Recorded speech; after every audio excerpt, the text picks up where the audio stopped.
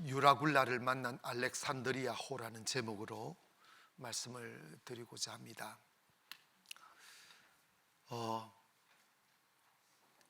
대한민국이라는 이 나라는 조금 크게 보면 한 배와 같고, 모든 국민은 그 배에 타고 있는 승객과 같습니다. 배를 항해하다 보면 순풍에 항해를 할 때도 있지만 풍랑을 만날 때도 있습니다. 그때 선장이 어디로 배를 항해를 하느냐에 따라서 그 배가 안전할지 아니면 파손될지 결정이 되고, 그 배가 이길 수 없는 큰 파도를 만나게 되면 그 배에 타고 있는 수많은 사람들과 여러 종류의 꿈꾸는 사람들조차도 다 파도에 휩쓸려 생명을 잃게 됩니다.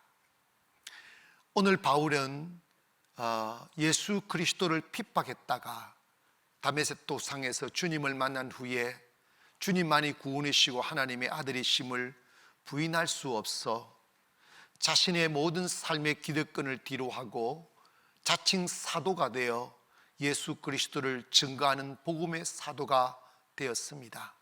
그러자 그들의 동족들이 사도 바울을 미워하게 되고, 그리고 핍박하고 급기야는 신성모독과 소란죄로 그를 당국에 고소하게 이르렀습니다.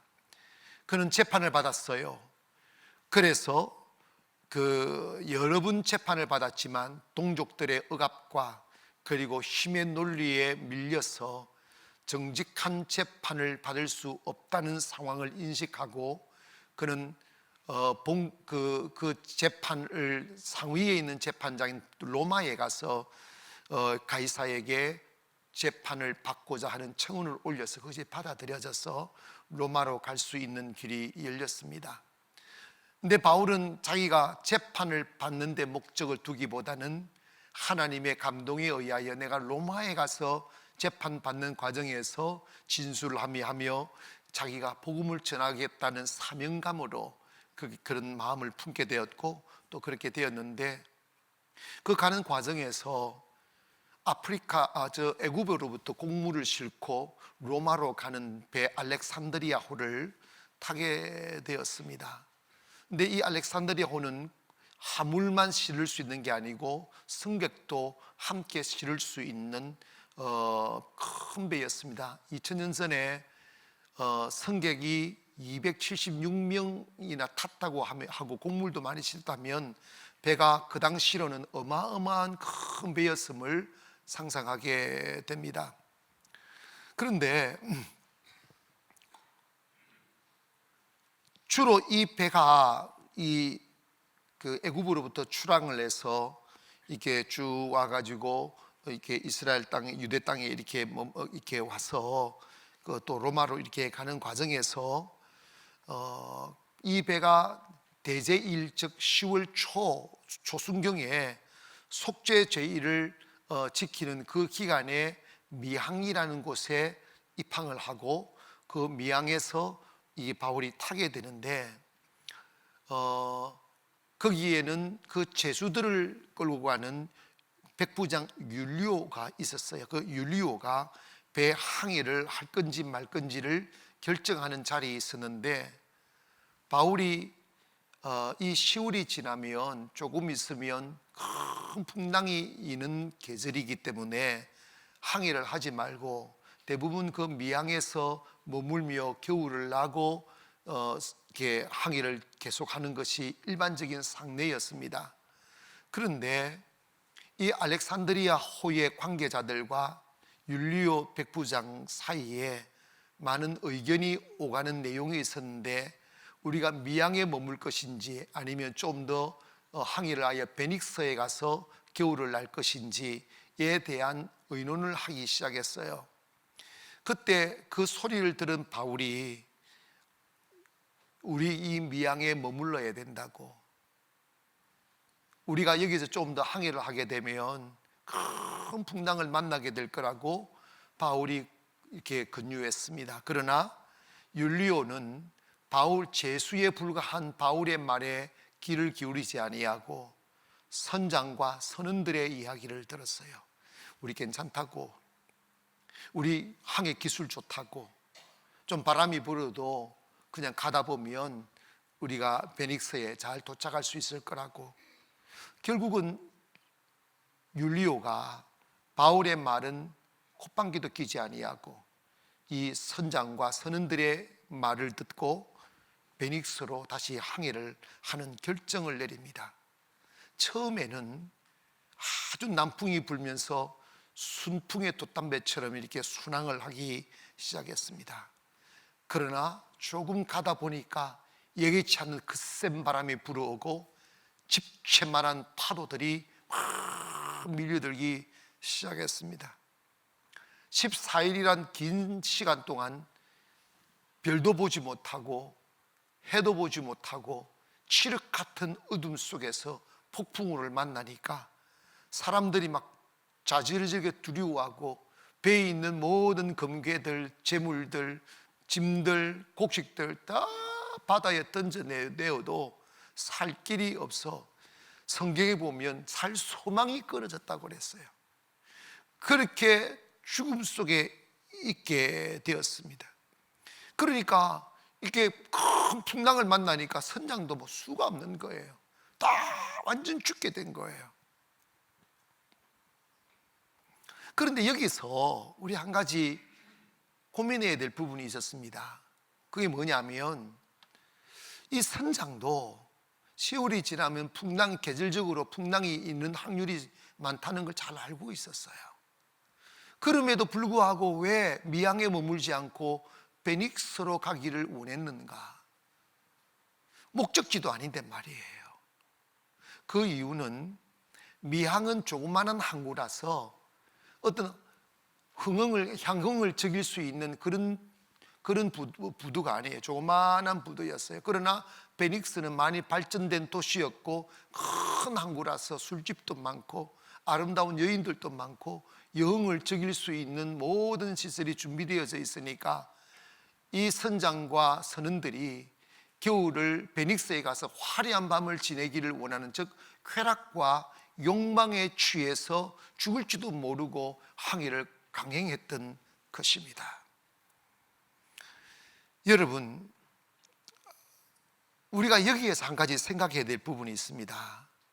선장이 그 배를 한번 잘못 선택하고 항해를 강행하게 되면, 풍랑을 만나면 그 배에 타고 있는 재산도 배도 사람도 다 죽게 되더라는 것입니다. 대한민국 호가 지금 이 풍랑을 만난 이 배와 같아요. 사실 우리 대한민국이 정말 역사의 일에 어려운 지경에 빠져 있습니다. 이 정부 들어서 북한하고 평화롭게 지내보려고 얼마나 많은 우리 국민들의 반대를 무릅쓰고 북한의 그 치욕스러운 모멸감까지 참아가면서 평화롭게 한번 살아보려고, 그들의 정치적인 목적이 어땠든 간에 우리 좋은 얼굴에 보면 그냥 남북 간에 동족 간에 평화롭게 한번 살아보자고 애쓰는 거 아니겠어요?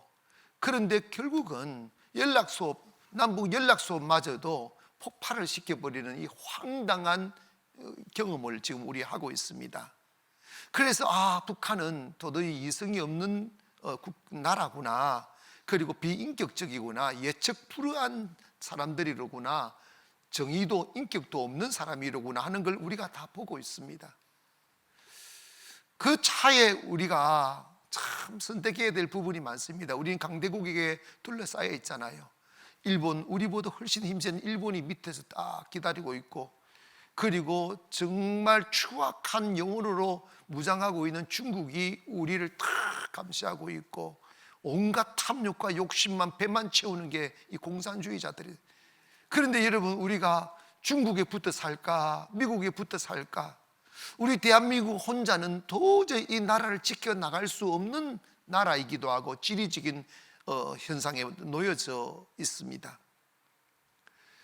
이럴 때 우리나라는 이 지도자가 어디로 이 대한민국 호를 끌고 갈 것인가에 대한 고민을 해야 되고 올바른 선택을 해야 되는 지금 그 시점에 놓여져 있다는 것은 누구도 부인할 수 없는 현실일 것입니다.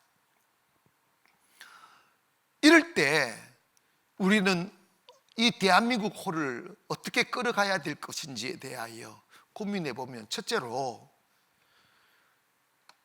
이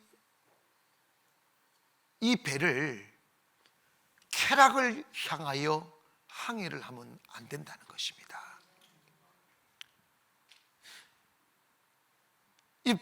여러분, 이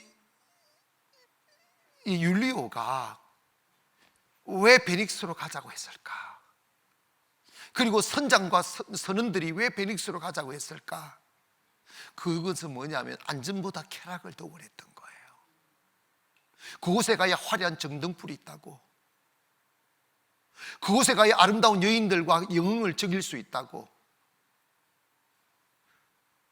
결국은 모두를 태우고 베닉스를 향하여 가다가 유라굴라를 만난 거예요.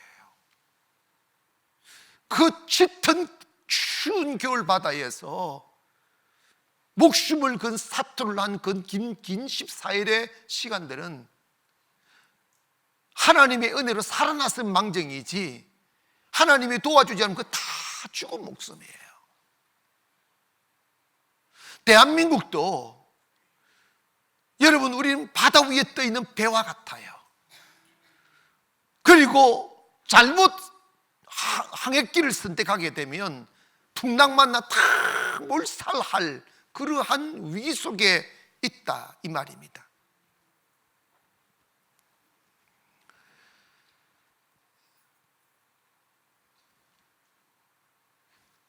이 유라굴라를 만난 이유는 뭐냐면 쾌락 때문에 그런 거예요. 욕심 때문에. 지금 대한민국을 가만히 보면 어떻게 나라가 이렇게 쾌락을 도모하는 나라가 되었을까? 법들이 만들어지는 걸 보면 여러분, 지금 이 시대, 이 세계를 움직여가는 어떤 보이지 않는 어둠의 세력이 뭐냐면 평등, 박애, 이런 이름으로 막 세상을 끌어가려고 합니다. 자유. 그런데 결과가 뭐냐면 남녀 평등, 성평등, 그리고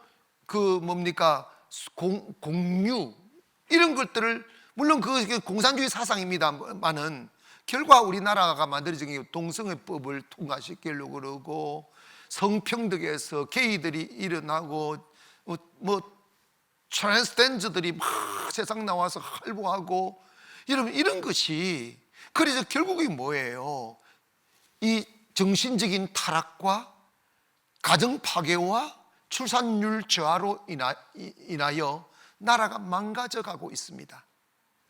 여러분, 지금 우리가 참 의아해 하는데, 이 코로나가 이 만연하는 것은 이 타락한 세상을 하나님이 심판하는 것입니다.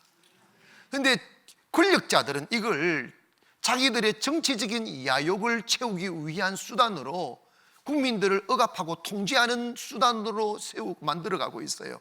그 과정에서 공평함은 문제가 안 되는데, 우리 대한민국 땅에 코로나가 처음 들어왔을 때 1명, 2명 발병되었을 때 많은 의사 선생님들이 일어나서 공항을 닫아라고, 폐쇄하라고 근면을 했지만, 정치인들은 중국은 우리의 친구라고, 중국은 우리 이웃나라, 그들과 잘 지내, 우리가 잘 살 수 있다고, 형제의 나라라고 이러면서 문을 다 열어놨어요. 중국 사람 많이 들어와서 있어요.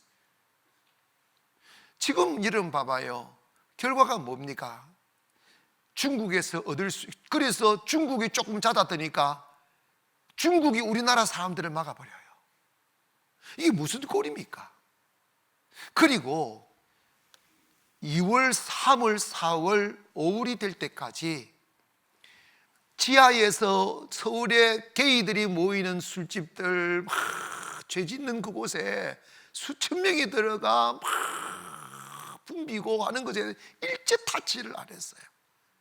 그런데 교회는 예배드리지 말라고 막 경찰 보내고 별짓을 다 하고 지금 구청들 직원들 막 보내고 감시해 샀고, 공평하면 괜찮아요. 그러면 왜 술집은 문을 안 닫느냐고 물었다는 거예요. 그랬더니 모 권력자가, 시장이 이런 이야기를 했단다. 모 시장이 젊은이들은 춤추는 것이 중요하기 때문에 막으면 안 된다고. 그 영혼이 타락해서 하는 소리예요.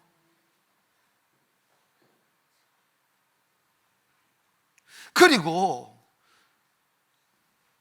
동성애법 차별금지법을 만들어서 온 세상을 쾌락을 도모하고 향락의 도구로만 만들어가서, 왜냐하면 권력자들은 백성들의 영혼을 타락시키면 통제하기가 쉬워요.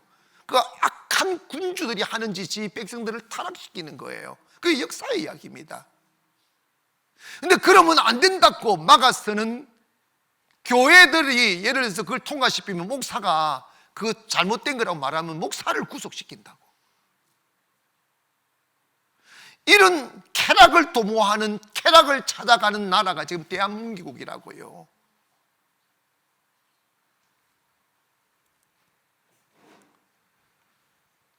여러분, 이거 기억해야 됩니다. 나라의 주인은 대통령도 아니에요. 이 나라의 주인은 하나님이십니다.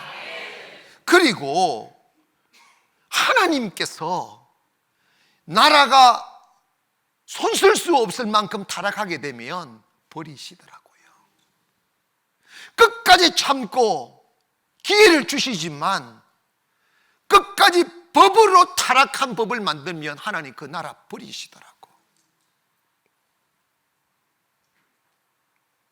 지금 우리 대한민국이 젊은이들이 얼마나 많은데, 근데 출산율이 왜 이렇게 떨어지느냐 하면 향락과 쾌락을 즐기기 위하여 아이를 안 낳는다는 거예요.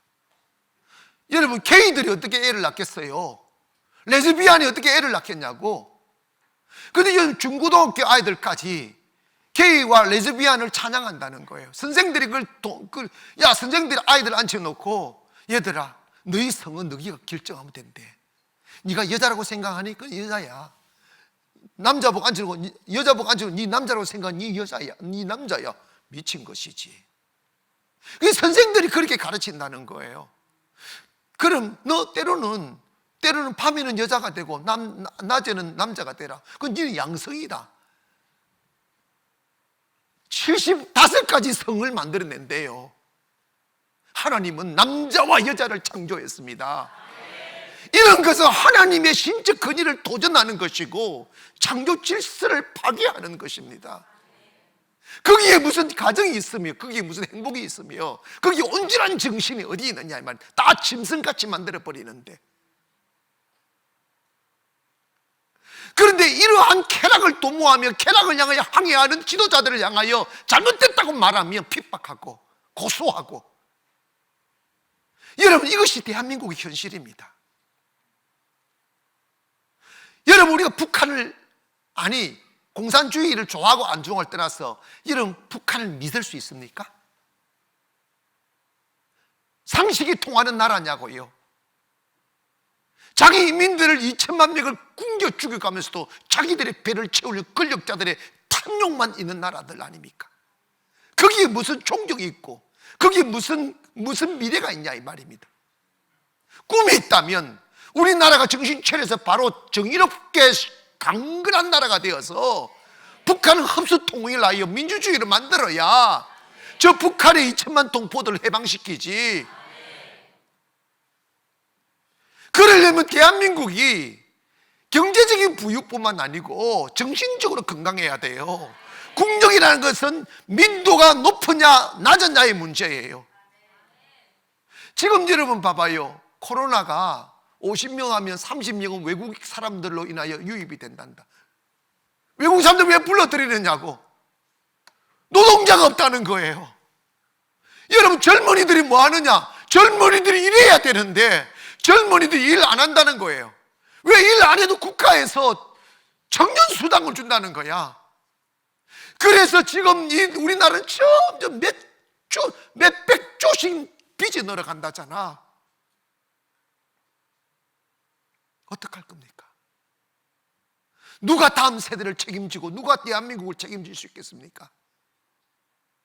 정신이 든 아버지라면 자식들 모아놓고 우리 집 지금 파탄에 이르게 되었다고, 지금 비투성이라고, 하버드 경제학 교수들이요 대한민국 곧 망한다고 지금 예견하고 있어요. 그렇게 그런 소리들이 세상을 덮고 있는데도 불구하고 영적이자고 영적인 미양에 머물죠 베릭스로 가자고 하는 게 지금 우리나라 모습이에요.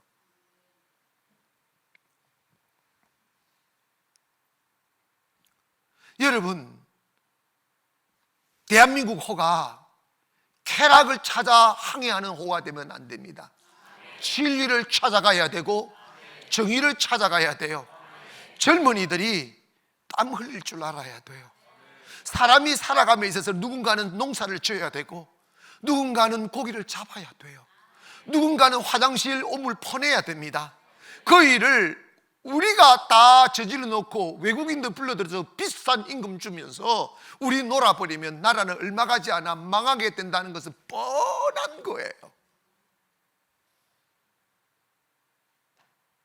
여러분, 이제 교회라도 일어나 땀 흘릴 줄 알기를 바라고, 성경은 내가 얼마 전에 가난 농군학교 갔더니 딱 입구에 큰 돌에다가 일하기 싫거든 먹지도 말라 딱 써놨더라고. 입구에다가 일하기 싫거든 먹지도 말라.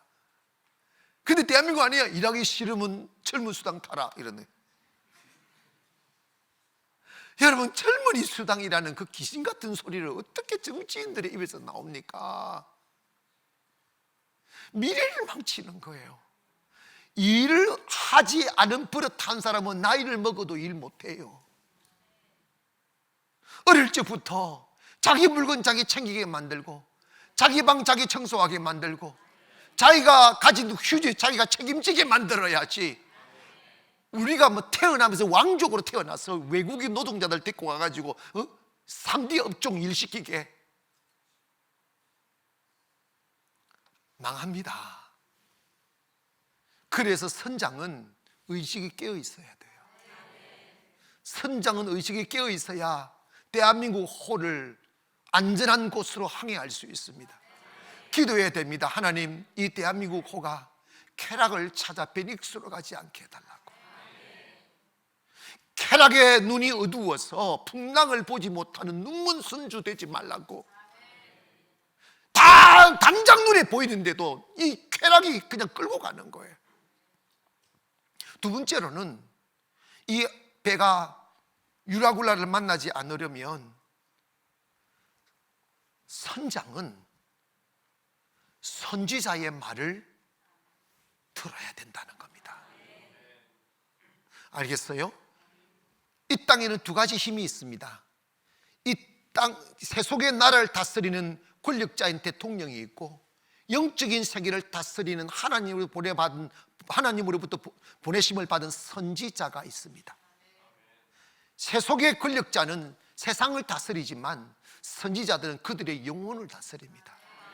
그들의 영혼을 책임집니다. 생명을 책임지는 사람들이다 이 말이에요. 때문에 대통령이 높다, 선지자가 낮다 그런 거 아니에요.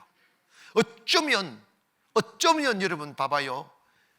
기억해야 되면 선지자가 시시콜콜 선장한테 이래라 저래 말하지 않아요. 그러나 중요한 일을 결정할 때, 생사를 결정하거나 미래를 결정할 때는 하나님의 음성을 듣는 선지자의 말을 듣고 가야 된다 이 말이에요.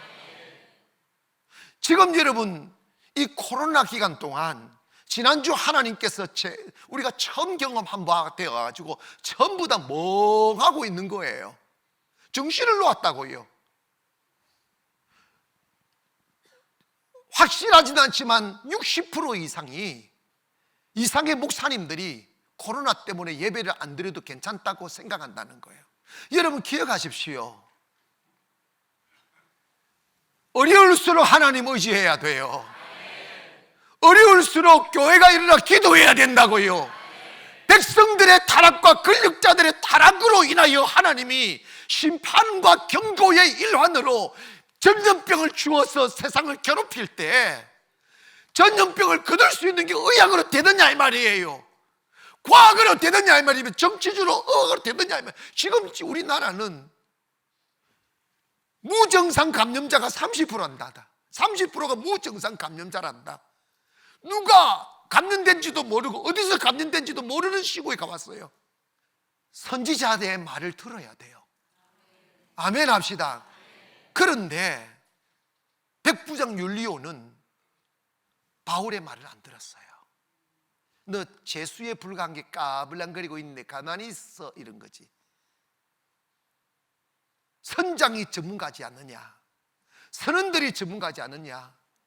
근데 선장과 선인들은 영적인 지도자가 아니다 보니까 뻔히 알면서도 베닉스에서 손짓하는 아름다운 여인들이 눈에 왔다 갔다 하는 거예요. 오라고 술 먹자고, 오라고 영웅을 즐기자고. 그러니까 분별력이, 여러분 있잖아, 사람이요 한쪽에 이렇게 딱 욕심에 취하거나 쾌락에 취하거나 어떤 욕심에 딱 취해버리면요 분별력을 상실하는 거야.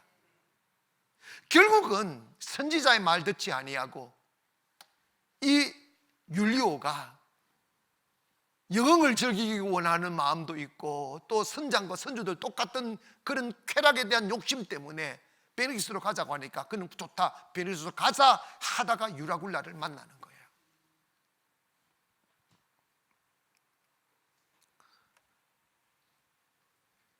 지금 대한민국에서 만들어지는 법들을 보면 나라를 살리는 법보다는 인기 영합하는 법들을 너무 많이 만들어요.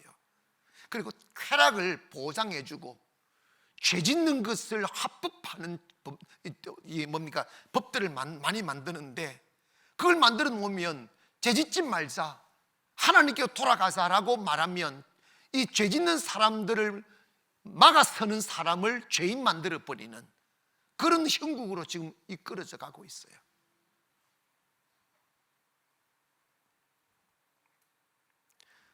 왜 그런데 권력자들이 왜 미양에 머물지 못하고 베닉스로 가는데 왜 가기를 고집했을까? 바울이 강력하게 주장했어요. 가면 우리 큰 풍랑 만난다고. 근데 멈출 수가 없다는 거예요. 탐욕 때문에. 그런데 왜 권력자들이 바보가 아닌 이상 이 법이 나라를 망치고 청년들의 미래를 망친다는 걸 왜 모르겠어요. 그런데 왜 그런 법을 만듭니까? 그런 법을 만들어야, 포퓰리즘을 해야 인기를 얻을 수 있다는 거예요. 권력을 살 수 있다는 거예요. 심하게 말하면 청년들의 미래를 팔아서 자신들의 권력욕을 채우는 거예요. 이것이 바로 우리나라의 현실입니다. 이럴 때 교회가 일어나, 선지자들이 일어나 안 된다고 말해야 되는 거예요. 응? 코로나 전국에 물론 위험하죠. 그러나 우리는 누굽니까? 하나님이 우리와 함께하는 사람들이잖아.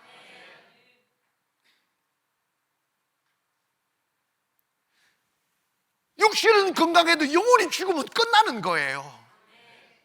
하나님은 그 나라와 민족을 남겨놓느냐 죽이느냐는 영적으로 타락했느냐 타락하지 않았느냐를 보시는 거거든요. 우리가 조심하면 하지만 예배는 드려야 되는 게 맞는 거다 이 말이에요. 이럴 때 교회들은 일어나 회개운동 벌려야 돼요. 하나님께로 돌아가야 살 길이 있다고. 백신이 나와야 끝이 난다고 하는데 백신 나와도 의학 전문가들은 이게 똑똑해가지고 변종이 되어버린다는 거예요. 어떤 게 풀릴지 모른다는 거예요. 그러면 역사적으로 볼 때 전염병은 하나님이 심판으로 주신다고 하면 교회가 일어나 세상을 향하여 외쳐야 되는 거야. 하나님께 돌아가자고, 기도하자고, 예배하자고. 그래서 회개하고 타락한 쾌락을 향하여 항해하는 배를, 선두를 주께로 돌려야 된다 이 말이야. 여전히 대한민국 호를 알렉산드리아 호가 계속 베니스로 향하여 고집하다가는 파손된다니까. 이점에서 대한민국 호가 쾌락을 향하여 향해하지 아니하고, 죄악을 향하여 항해하지 아니하고, 유라굴라를 만나면 다 잃어버립니다. 금괴도 잃어버리고 짐도 잃어버리고 목숨도 내놓아야 된다고. 여러분, 인생을 살아가면서 목사가 경제 전문가도 아니고 뭐 사회 정치적인 지도자가 아니라고 해서 중요한 일들을 결정할 때 무시하고 선지자의 말을 안 듣는 가정, 교회, 안 듣는 나라는 망가지게 돼 있어요. 왜냐? 선지자는 하나님에 의하여 보내심을 받은 사람입니다. 사욕 없이 하나님의 뜻을 선포하는 사람이라고. 그러면 하나님의 말씀은 과학을 초월하고 경제를 초월하고 이성을 초월하고 현실을 초월한 초자연적인 능력이라고요. 그래서 선지자가 외쳐야 되고, 선지자의 외침에 귀를 기울이면 망하지 않아요. 여러분 생각하십니까? 하나님은 한 나라를 망가뜨릴 때 경고 없이 망가뜨리지 않아요. 여러분 봐봐요. 소돔과 고모라 땅을 롯을 통하여 경고했어요. 근데 그 사람들이 너무 쾌락에, 이런 사람이 쾌락에 딱 꽂혀버리면 선지자의 말에 귀에 안 들어와요. 그래서 성경은 소돔과 고모라 사람들이 롯의 말을 농담으로 여겼다, 우스갯소리를 여겼다는 거예요. 지금 여러분 우리 대한민국 사람들, 정치인들과 대한민국 사람들, 목사들 말하면요, 종교인이니까 그렇게 말하는 콧방귀도 안 껴요. 헛웃음 신다고. 그런 눈망울, 그런 말들을 난 많이 들었습니다. 소돔과 고모라와 같아요. 결국은 유황불이 떨어져 다 타 죽었습니다. 그러나 니느웨 성 또한 소돔과 고모라 성과 같이 죄악에 관영하여 하나님이 유황불 떨어뜨려 죽이려 하셨을 때 요나 보고 외치란 거예요. 그럴 때 니느웨 성 사람들은 왕을 무시하여 모든 백성들이 제옷을 입고 나와 제간에 들어가 베옷을 입고 3일 동안 금식하며 회개했단 말이야. 선두를 쾌락에서 하나님께로 돌렸어. 그럴 때 하나님이 니느웨 성을 용서해 주셨어요. 그렇다면 이 대한민국이 많은 서양 전문 경제학자들, 정치인들이 대한민국 이대로 가면 망한다고 말하는데, 유라굴라 만난 알렉산드리아 호와 같다고 그러는데, 이쯤 돼서 우리가 선두를 계속해서 고집하며 풍랑을 향해 질주하다 보면 파산한다 이 말이에요. 선두를 돌려야 돼요. 주께로 돌려야 된단 말이에요. 그래서 제가 이번 지난주에 성도들한테 다 문자를 냈습니다. 이제 일어나 예배하라고, 괜찮다고.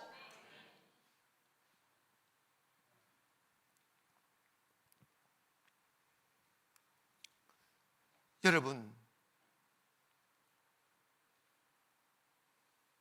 어떤 목사님이나 성도들이 정부에서 예배를 드리지 말라고 했으면 드리지 말아야지, 왜 교회가 예배를 드리느냐고.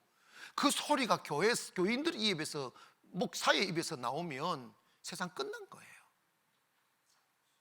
여러분, 정부가 교회 위에 있지 않아요. 영적으로 선지자가 왕 위에 있어요. 왕을 누가 세우는데? 선지자가 세우잖아. 높고 낮음의 문제가 아니라니까. 영의 지도자가 세상을 다스려야 되는 거예요. 아멘. 권력은 땅에서 나오는 거라고. 영적인 지도력은 하나님으로부터 주어지는 거라고. 그래서 서로 영적 지도자와 세속적인 지도자가 이 관계를 잘 맺어 세상을 평화롭게 풍랑 없는 곳으로 항해를 하도록 만드는 게 하나님의 말씀이잖아. 탱크와 창과 칼의 힘이 있다고 아무것도 세속적인 힘을 갖지 않는 선지자를 깔보면 세상은 망하게 되어 있어요. 그러므로 여러분 잘 기억하십시오. 목사만 선지자가 아니고 모든 성도들은 깨어있는 영성을 가진 성도들은 그 가정의 선지자요, 그 직장의 선지자요, 그 지역의 선지자라 이 말이에요. 그러므로 오늘 우리는 선지자의 말을 들으라는 말의 의미는 뭐냐면 하나님의 말씀으로 돌아가라, 쾌락을 벌리고 진리로 돌아가라, 경건함으로 돌아가라고 하는 외침이라 이 말입니다. 이 땅이 정말 유라굴라를 만나서 파손되기 전에 유라굴라가 지금 코앞에 왔잖아요. 정신 차려야 된다고. 주의 말씀에 귀를 기울이기를 원하고 주께로 돌아가기를 주의 이름으로 축원합니다. 마지막으로 이걸 명심해야 된다는 거예요. 그게 뭐냐면 선지자 때문에 모두가 산다는 것입니다. 따라합시다. 선지자 때문에 나라가 살고 선지자 때문에 가정이 산다. 아멘. 여러분, 나라가 망가질 때 하나님께서 선지자를 보내서 외치게 만들어요. 그 말을 들으면 살 길이 열려요. 그런데 여러분 봐봐요. 알렉산드리아호가 미항에 있을 때 선지자 바울의 말에 귀를 기울이지 않았어요. 재수에 불과한 네가 무슨 뭘 안다고 하며 무시하고 콧방귀도 뀌지 않았어요. 바울이 강력하게 이야기했습니다. 지금 떠나면 안 된다고. 그런데 백부장 율리오와 선장과 선원들은 베리스로 가자고 한 거예요. 결국은 큰 풍랑을 만난 거잖아. 그럴 때 사도행전 27장 21절에 보면 바울이 이렇게 이야기합니다. 여러분, 사람이 오래 먹지 못하였음에 바울이 가운데 서서 말하되 여러분이여 내 말을 듣고 글에 대해서 떠나지 아니하여 이 타격과 손상을 면하였더라면 좋을 뻔하였느니라. 내가 너희를 권하노니 이제는 안심하라. 너희 중에 아무도 생명에는 아무런 손상이 없겠고 오직 배뿐이니라. 배하고 재산 다 파산한다는 것. 내가 속한 바 곧 내가 섬기는 하나님의 사자가 어젯밤에 내 곁에 서서 말하되 바울아 두려워하지 말라. 내가 가이사 앞에 서야 하겠고 또 하나님께서 너와 함께 행하는 자를 다 내게 주셨다 하였느니라. 그러므로 여러분이 안심하라. 나는 내게 말씀하신 그대로 되리라고 하나님을 믿노라. 그런즉 우리가 반드시 한섬에 걸리리라 하더라. 이 말이 무슨 말이냐면 바울이 이런 이야기하는 거야. 우리가 미항에 있을 때 내 말 들었으면 얼마나 좋았겠어. 그러나 하나님이 어제 사자를 보내서 내게 말씀하셨다. 배하고 재산 다 날아가지만 목숨은 건져준다. 왜? 나 때문이라는 거야. 저들을 내게 맡겼다는 거야. 아멘. 왜냐? 나는 지금 로마로 가는 게 물론 명목은 재판 받으러 간다 하지만 내가 로마에 가서 왕들과 관원들에게 복음을 전할 것이다. 이게 내 사명이다. 나는 사명자로 로마로 간다. 내가 로마에 가서 가이사에게 복음을 전하는 것이 사명이기 때문에 하나님 나 안 죽인다. 때문에 당신들은 내가 탄 이 배를 탔기 때문에 나 때문에 하나님께서 너희들 살려주신다고 하셨다. 그 말씀하는 거예요. 이해가시면 아멘.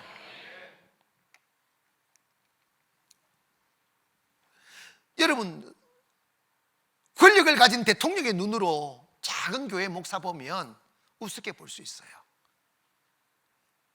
돈과 많은 재물을 가진 사람들 보면, 가난한 성도들 바라보면 초라하게 우습게 볼 수 있어요. 그러나 여러분 잘 기억하십시오. 절대로 그런 게 아니라 이 말이에요. 우리는 사명자입니다.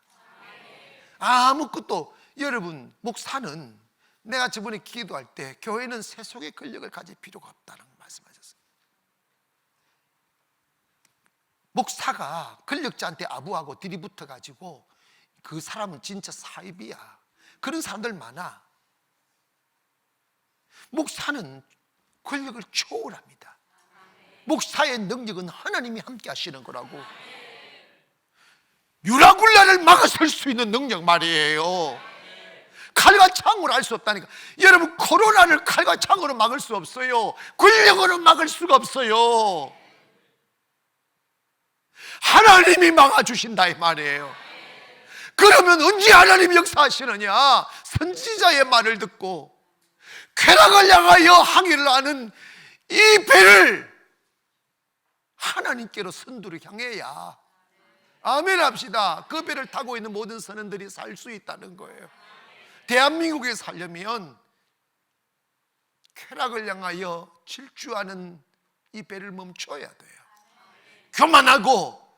그만하고 오만한 것을 버리고 대통령이 하나님 배 발발발 떨고 무릎을 꿇어야 되고 장관들이 하나님 배 무릎을 꿇어야 이 땅 산단 말이야.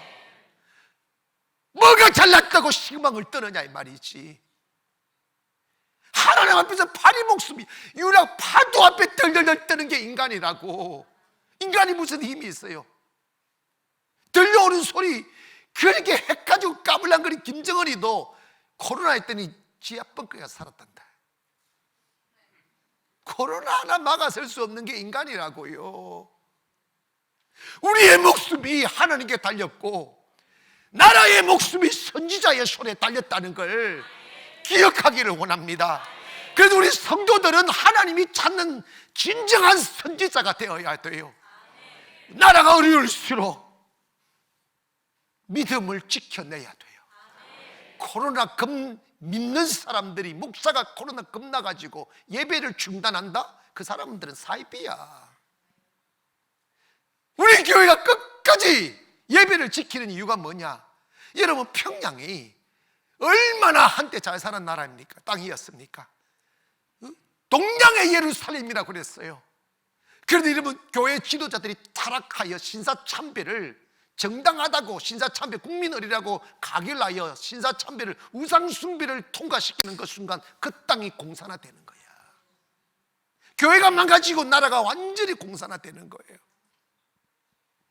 여러분 잘 기억해야 됩니다.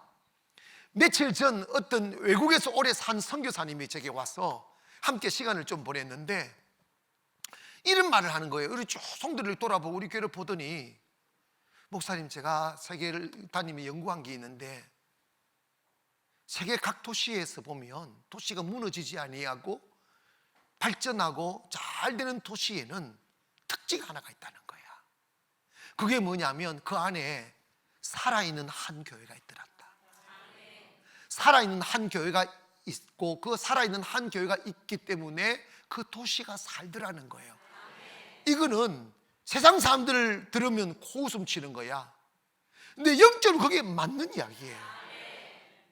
알겠어요? 교회가 살아있으면 그 교회 때문에 그 동네가, 그 도시가 살아요. 그러면서 그런 말을 덧붙이더라고.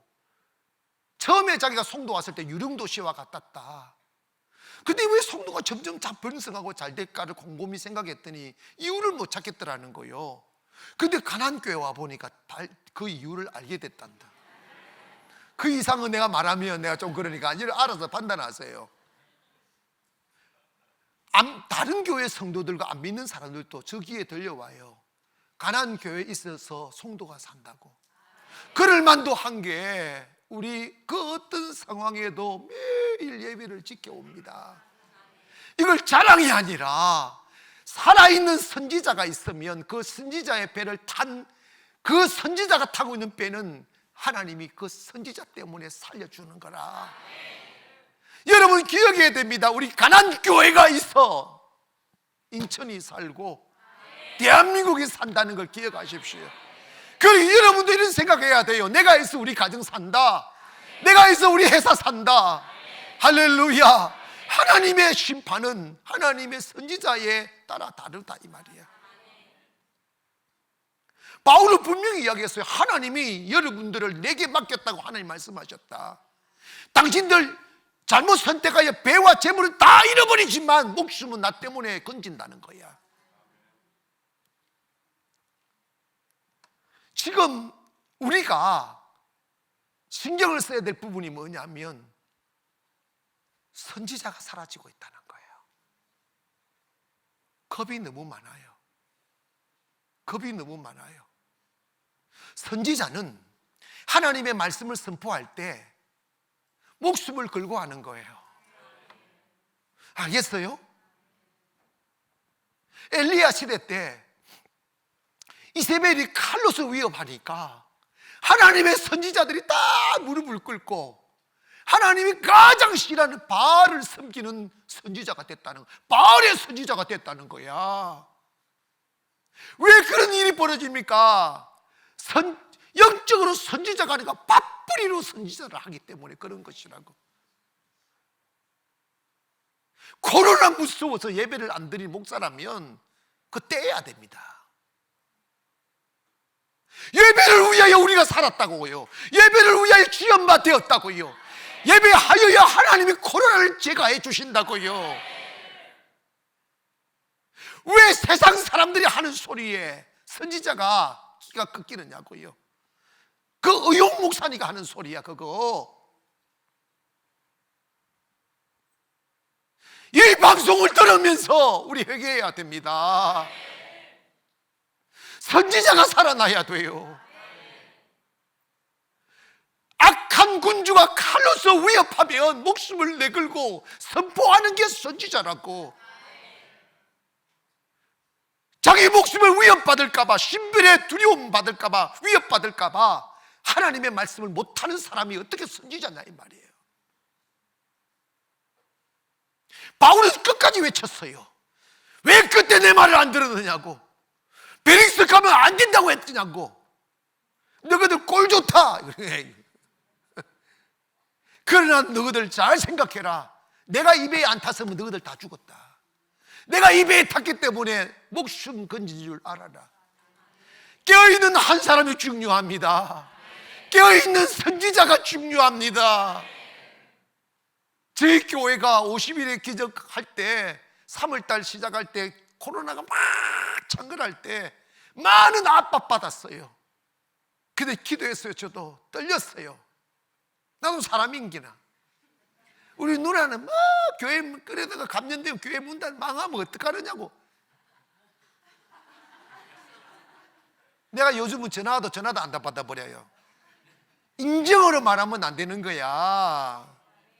여러분 영적으로 깨어 있어야지. 우리 아무 일 없고 점점 축복만 오고 있어요. 아멘 합시다. 하나님이 지켜주실 줄 믿어라 이 말이야. 왜 어려울수록 주님을 인정해야지. 아직도 코로나 무서워서 예배 안 드리는 사람 시장도 가지 마라. 영상으로도 거기서 아멘 하셔. 시장도 안 가면 내 말 안 한다. 시장은 가는데 왜 교회는 못 나오느냐고 겁먹지 마세요. 다음 주부터 다 나오시기를 바랍니다. 하나님 지켜주신다 이 말이에요. 응?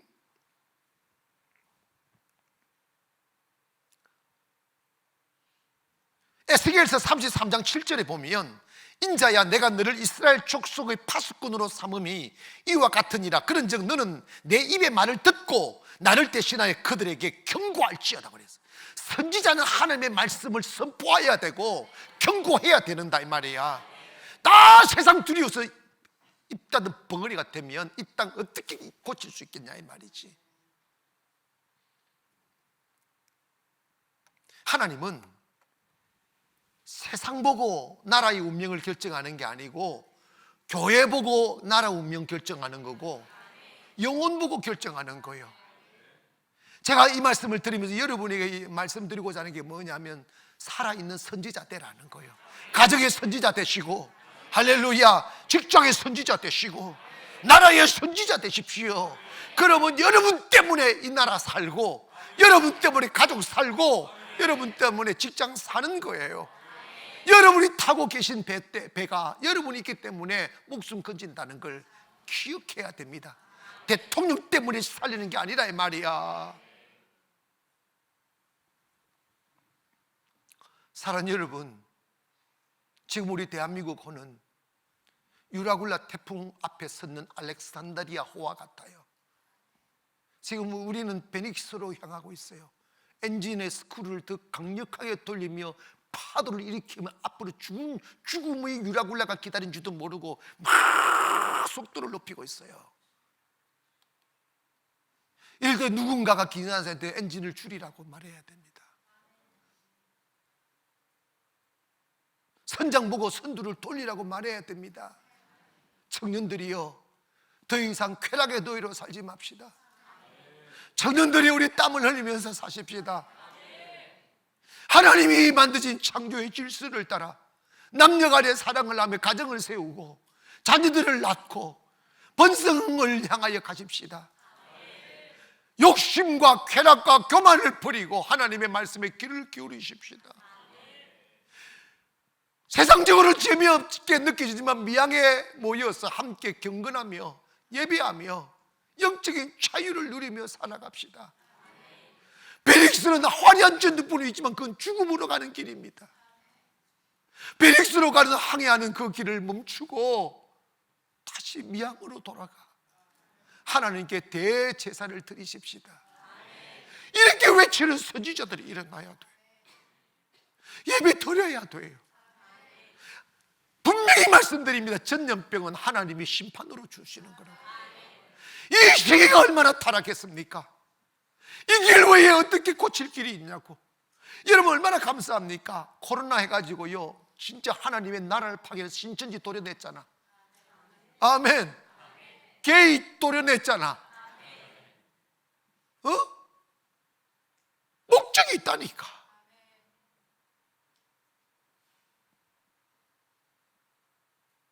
사랑하는 여러분, 우리 대한민국 호가 파손되지 않기를 위해 기도해야 됩니다. 우리 후대들이 꿈을 꿀 수 있는 나라 되도록 기도해야 됩니다. 우리나라가 하나님 목정한 로마로가 세상을 구원하고 세상을 변화시키는데 사용되어지는 위대한 나라 대한민국 호가 되기를 주의 이름으로 축원합니다. 기도하겠습니다. 거룩하신 아버지.